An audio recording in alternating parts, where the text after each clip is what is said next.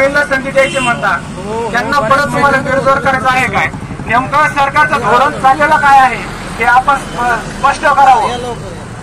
या ठिकाणी आम्ही बीड जिल्ह्याच्या ठिकाणी कलेक्टर ऑफिसला ठिय्या आंदोलन मानलेलं आहे. जोपर्यंत आपण आमच्या मागण्या पूर्ण करणार नाही तोपर्यंत हे आंदोलन कायमस्वरूपी असंच चालणार आहे. त्यामुळं आपण आमचा सकारात्मक विचार करावा आणि आमच्या मागण्या पूर्ण कराव्या.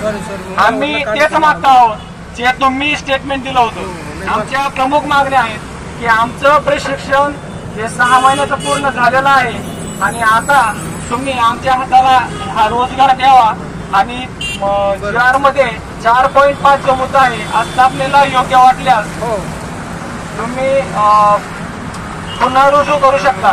तुम्ही हा आदेश काढावा, GR काढावा एवढीच माझी विनंती करतो.